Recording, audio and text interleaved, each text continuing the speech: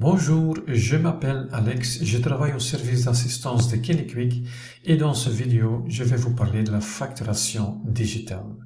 Je vais vous expliquer ce qui change exactement dans KineQuick et dans votre manière de travailler.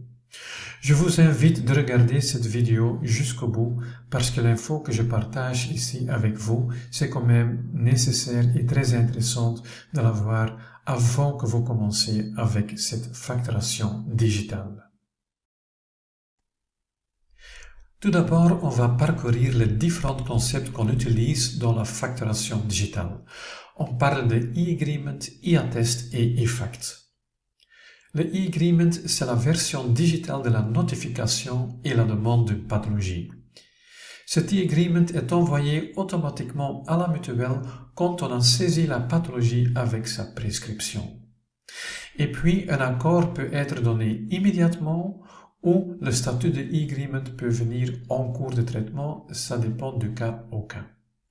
Pour une pathologie lourde, par exemple, qui prend plus le temps avant qu'il y ait une décision, alors ici, avec la facturation digitale, on garantit qu'une décision va suivre dans les 2 semaines après qu'on a envoyé la demande. Et puis, il y a le e-attest, ça c'est la version digitale de l'attestation classique, où on passe l'attestation au patient, le patient paye le montant total au thérapeute et se fait rembourser par la mutuelle. Cet e-attest est envoyé automatiquement à la mutuelle quand on a enregistré un traitement. Important à savoir, c'est que le traitement doit être enregistré le jour même, donc ce n'est plus possible d'enregistrer des traitements des jours précédents. Et en plus, le traitement doit être enregistré par le thérapeute lui-même.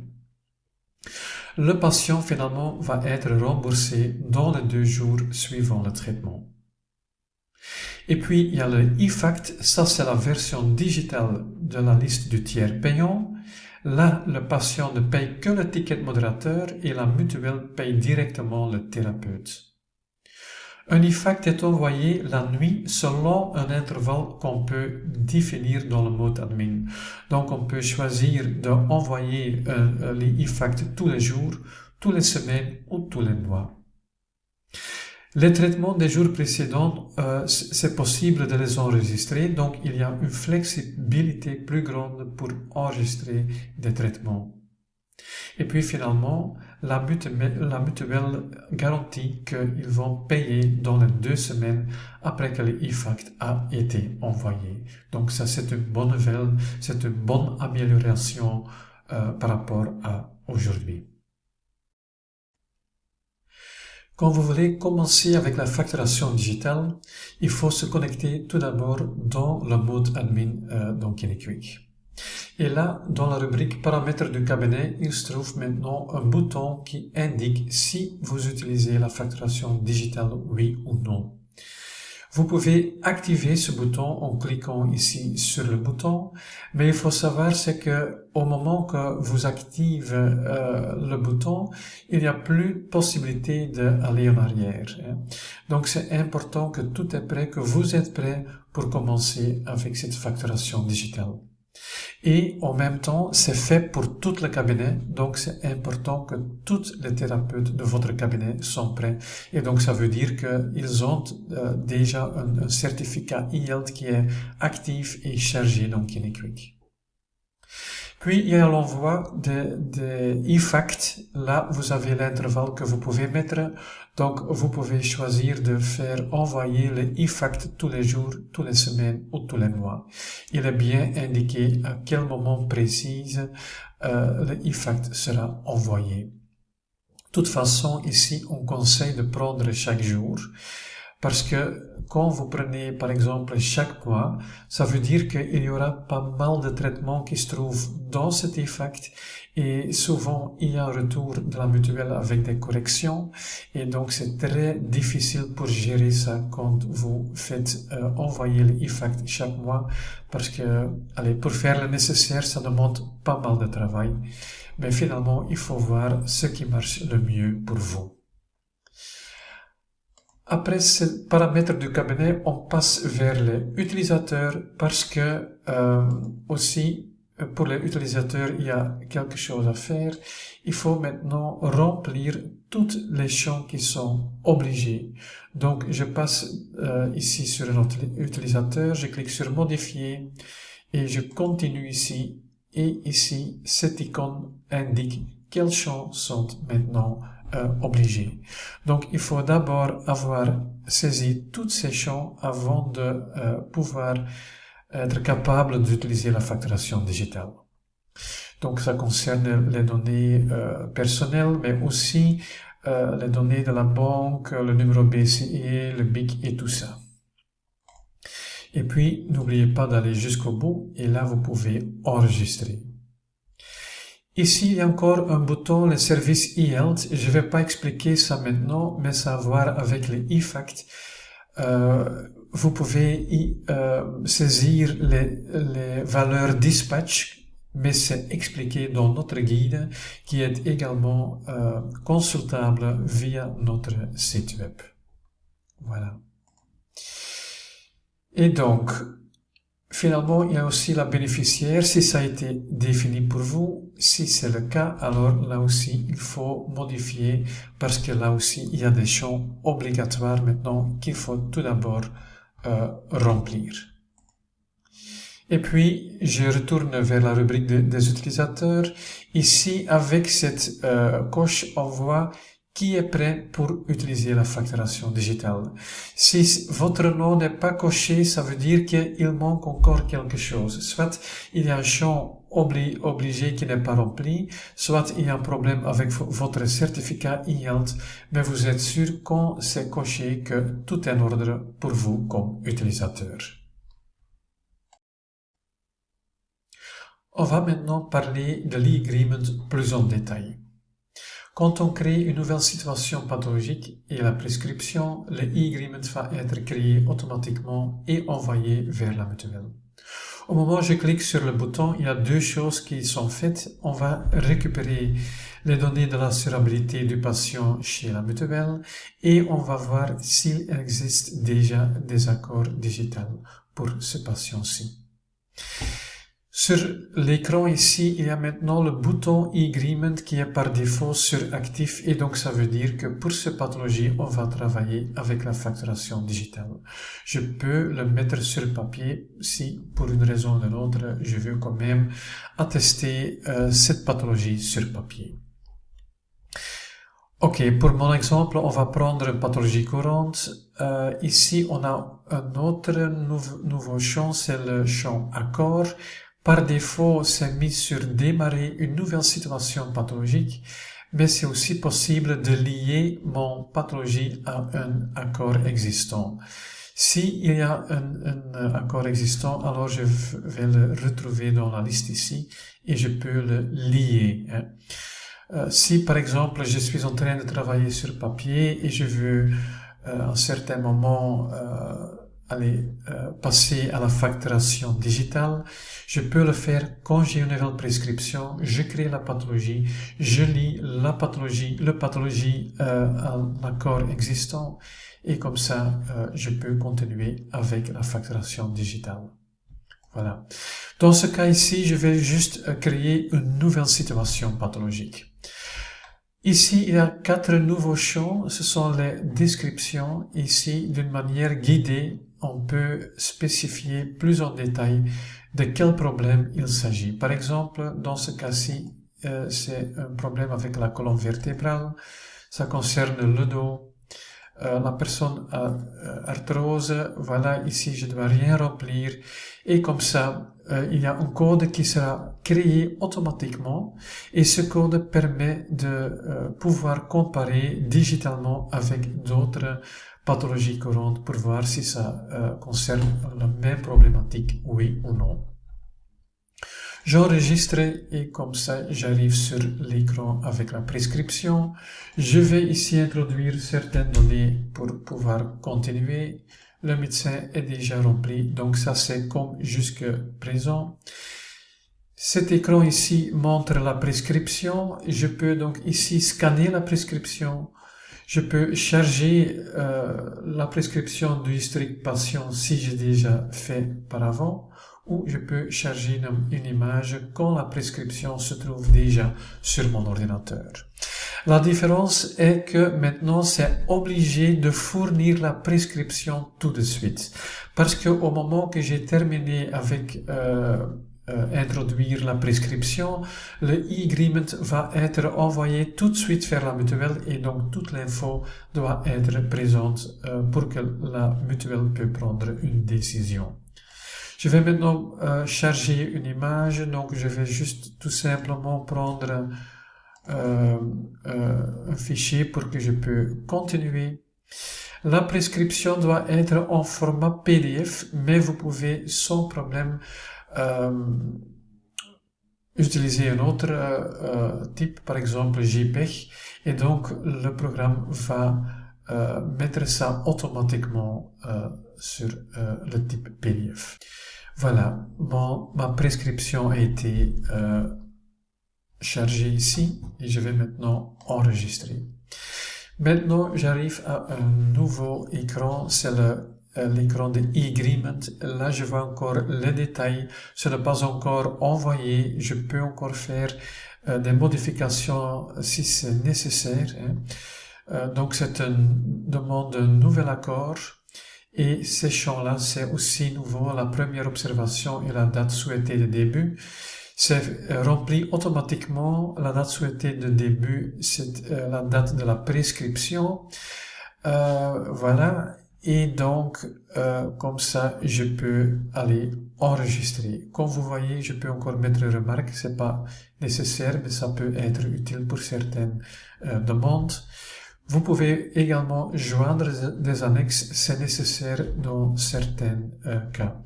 Quand et quoi est-ce que vous devez joindre comme annexe? Ça, vous pouvez consulter dans nos guides. Je vais enregistrer. Voilà. Et donc, maintenant, je vois que il y a un message qui dit qu'il existe déjà une première série. Oui, on a vu ça dans le champ accord. Il existe déjà un accord pour cette année-ci. Je le savais, mais je le montre pour que vous voyez ce qui se passe alors. Je dois dire que ceci marche grâce au fait que la relation thérapeutique est activée. Donc, avec cette relation thérapeutique, vous avez accès aux accords existants et comme ça, le système peut réagir tout de suite et vous avertir qu'il existe déjà un accord pour une pathologie courante et donc maintenant j'ai la possibilité de adapter ma demande. Je vais mettre que c'est pour une deuxième série et dans ce cas-ci, je vais être obligé de joindre un annexe.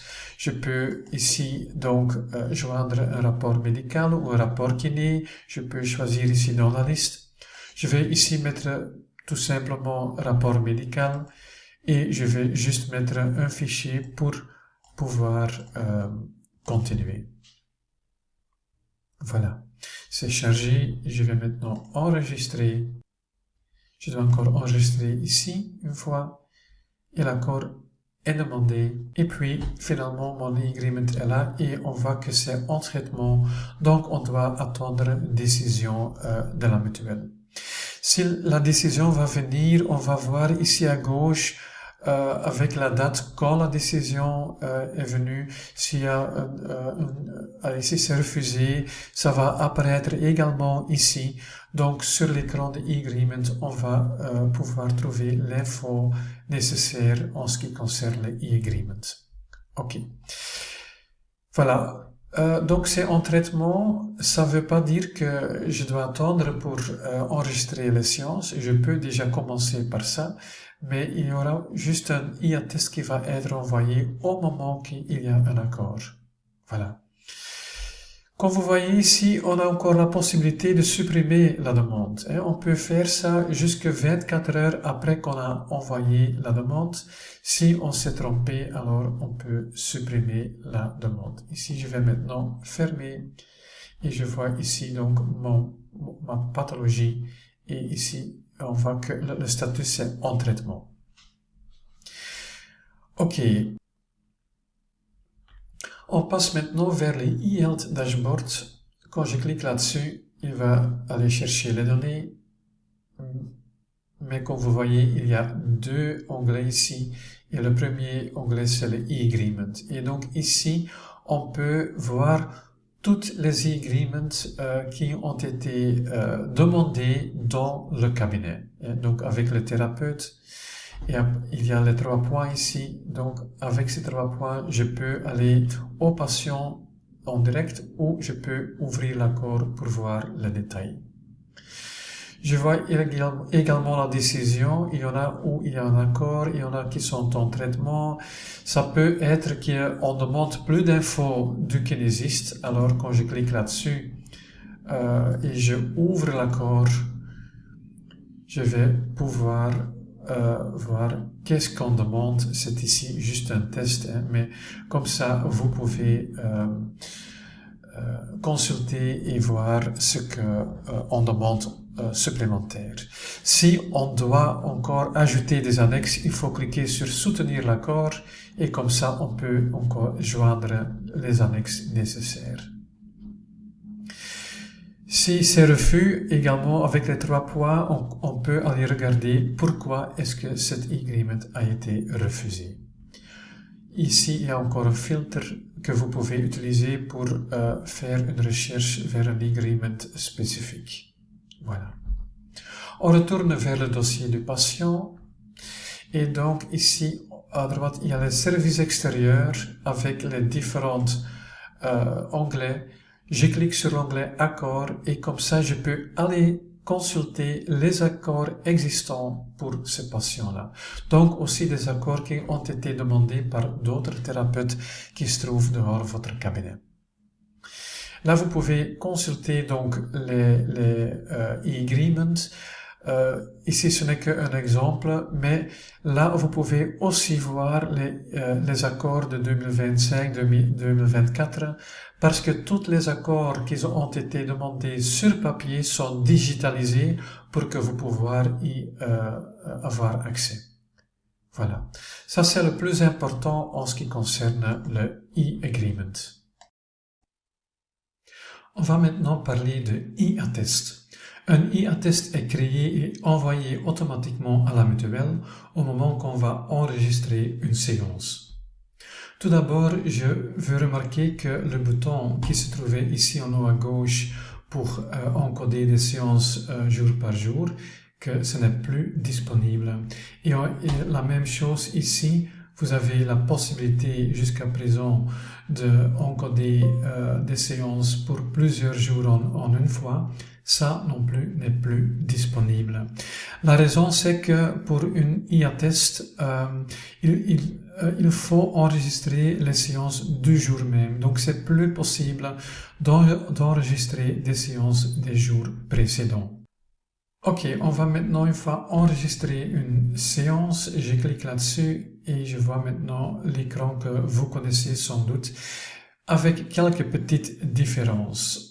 D'abord, e-attest, c'est mentionné très clairement. Comme ça, vous êtes sûr que ici, vous êtes en train de travailler avec e-attest et pas avec e-fact. Un autre changement, c'est que ici, au niveau de la date de soin, ce n'est plus possible de changer cette date parce qu'on peut juste enregistrer des séances d'aujourd'hui. Et aussi, le champ kinésithérapeute, on ne sait plus le modifier. Donc, c'est à chaque thérapeute d'enregistrer ses propres séances. Pour le reste, c'est la même chose qu'avant. Juste ici, tout en bas, ça a changé un tout petit peu. Donc, on peut choisir pour paiement immédiat et on a le choix entre créer une demande de paiement ou de laisser payer par liquide ou par terminal. Voilà. En fait, la mutuelle veut que vous le faites après chaque séance, que vous laissez payer le patient à chaque fois. Pourquoi? Parce que quand cette séance a été enregistrée, le e-attest est envoyé tout de suite vers la mutuelle et le patient va récupérer son argent dans les 2 jours qui viennent. Ok. Mais si jamais vous dites non, je veux quand même pas faire payer mon patient maintenant, vous pouvez cliquer sur l'option paiement différé. Et évidemment, le système va en tenir compte qu'il y a encore des séances qui doivent être payées. À la fin, je clique sur enregistrer et maintenant il va envoyer le IA-test vers la mutuelle. Voilà, c'est fait, on voit que l'envoi a réussi et en même temps, il a le document justificatif qui est créé pour ce patient. Donc, un document justificatif avec l'argent que vous pouvez donc donner au patient. Donc ici, on voit que le IA-test a été envoyé avec succès. Je ferme la fenêtre et maintenant on voit ici comme avant que l'attestation est reprise ici dans cette colonne-là. On va maintenant parler de eFact, c'est la version digitale de la liste de tiers payants. Tout d'abord, il faut vérifier si pour vous comme utilisateur, l'option tiers payant soit cochée pour pouvoir appliquer ce système de eFact. Et là, vous pouvez donc regarder dans le mode admin. Quand c'est fait, alors vous pouvez déterminer par patient si vous voulez appliquer le système de tiers payant, oui ou non. Et on voit ça dans les données du patient, sous l'onglet Extra, il y a le champ tiers payant. Et là, vous avez le choix entre patho lourde, donc ça veut dire que vous allez juste appliquer le tiers payant pour la pathologie lourde, ou vous le faites jamais ou toujours. Ici, c'est toujours, ok. Donc, si maintenant je vais enregistrer une séance, c'est comme la même chose que pour un IA-test, alors c'est à ce moment-là qu'une facture sera créée et mise dans un eFact. Donc, on arrive de nouveau à cet écran. Ceci, ici, c'est à peu près la même chose que pour un IA-test. Il y a quelques petites différences. Tout d'abord, évidemment, c'est bien indiqué que ici, ça concerne un eFact.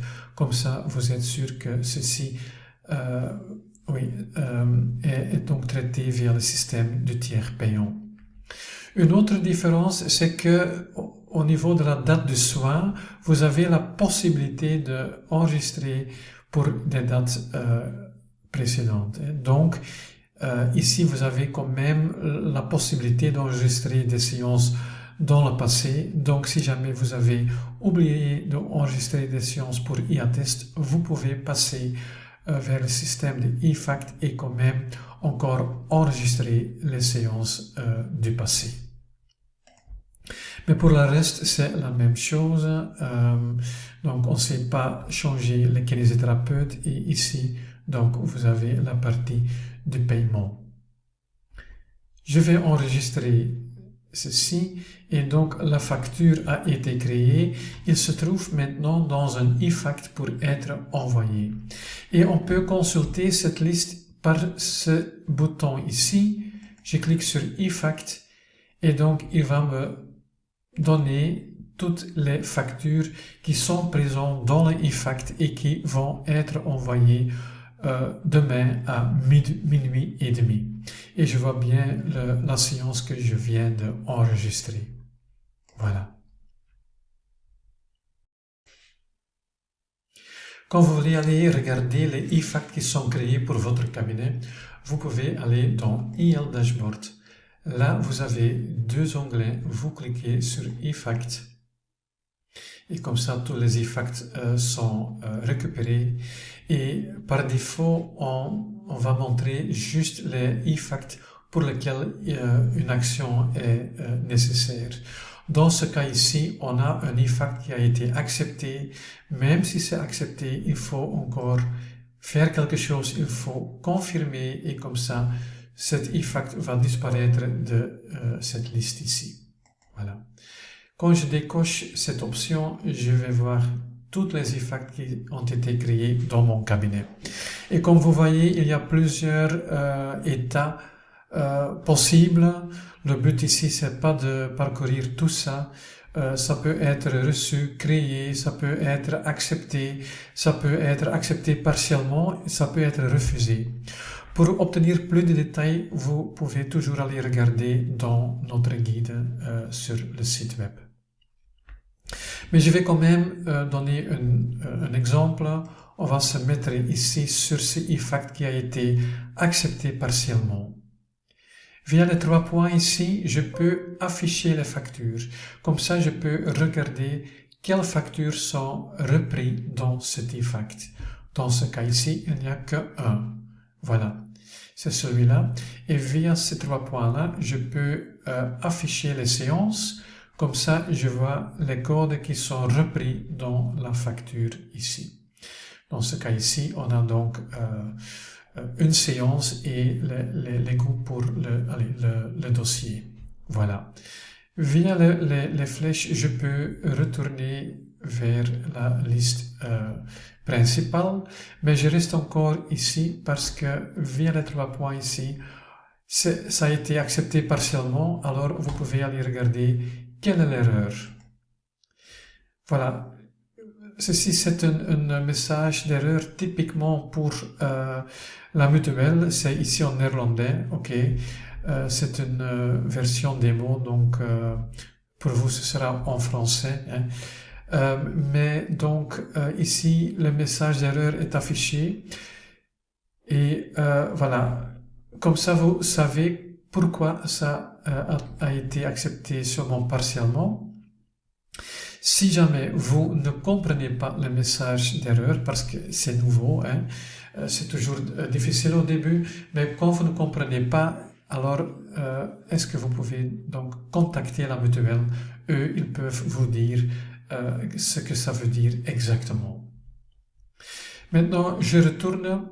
Donc ici, j'ai cette IFACT qui a été accepté partiellement. Qu'est-ce que je dois faire aussi pour si c'est refusé? Donc à ce moment-là, il faut cliquer sur les 3 points et il faut cliquer sur solutionner.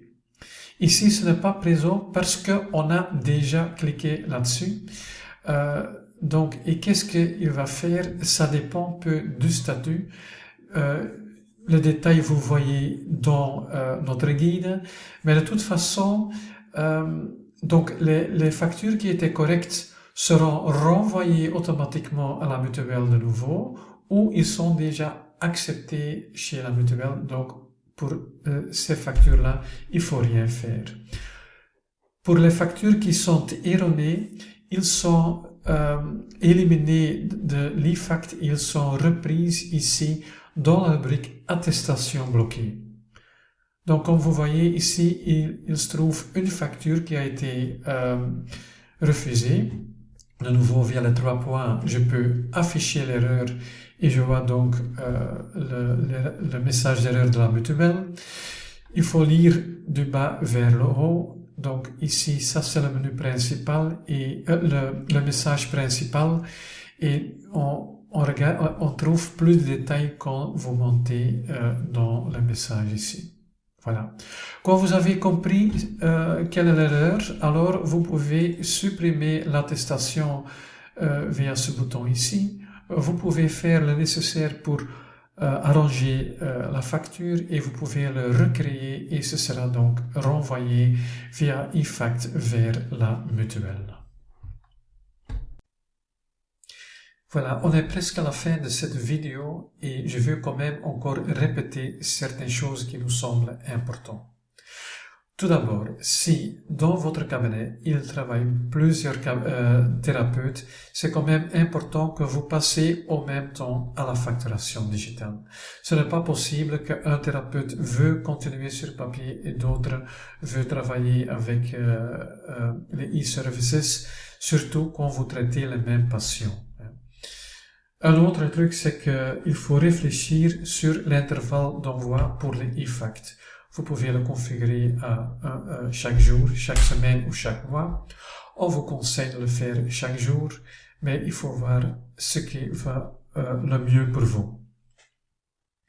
Un autre truc, c'est qu'au moment que vous allez saisir la pathologie et la prescription, il faut être sûr que vous disposez de tous les documents nécessaires parce que ça doit être enregistré tout de suite car le e-agreement va être envoyé tout de suite vers la mutuelle. Un autre truc, c'est que chaque thérapeute doit enregistrer chaque jour ses séances. Donc, ce n'est plus possible d'enregistrer des séances des jours précédents. Enfin, c'est pas possible pour les IA-tests. Si jamais vous rencontrez un problème là, vous pouvez toujours passer vers eFact et alors là, vous avez plus de flexibilité. Un autre truc que je n'ai pas encore mentionné, mais sur la app KineQuick sur le mobile, ce n'est plus possible d'enregistrer des séances. Donc, il faut le faire toujours sur l'ordinateur. Et puis, donc, quand vous passez à la facturation digitale, c'est pas que soudain tout est fait en mode digital, parce que toutes les pathologies qui sont en cours et que vous attestez sur papier, alors il faut continuer d'attester sur papier. C'est au moment que le patient arrive avec une nouvelle prescription que vous avez la possibilité de passer à la facturation digitale. Comment il faut faire, ça vous pouvez retrouver dans notre guide. De toute façon, c'est un avantage, je pense, parce que comme ça, vous avez la possibilité de s'habituer à une autre manière de travailler et vous pouvez donc le faire étape par étape. Et puis, j'ai encore un conseil, c'est l'utilisation des fichiers CODA. Un fichier CODA, c'est un fichier qui représente tous les paiements qui sont faits ce jour-là sur votre compte bancaire. Vous pouvez poser la question à votre banque pour fournir ce fichier. Et donc, un fichier CODA, vous pouvez importer dans KineQuick. Et quand vous le faites, vous pouvez donc sélectionner les paiements spécifiques qui doivent être mis dans KineQuick. Et si ces paiements ont été bien enregistrés avec la communication structurée et avec le montant total qui devrait être payé, alors ce paiement sera enregistré automatiquement dans KineQuick. Et puis finalement, c'est quand même ce qu'on sait aussi, c'est de faire payer le patient à chaque séance. On fait ça aussi quand on fait une visite au médecin, pourquoi pas quand on va visiter le kiné. Voilà, jusque-là, j'espère qu'avec cette vidéo, ça vous aide pour vous bien lancer avec cette facturation digitale. Évidemment, on a encore un guide qui est avec des détails, avec des captures d'écran qui vous montrent plus de détails, donc vous pouvez toujours aller regarder dans ce guide et si jamais vous rencontrez un problème ou vous avez encore des questions par après, vous pouvez consulter le helpdesk. Je vous souhaite un bon lancement avec la facturation digitale.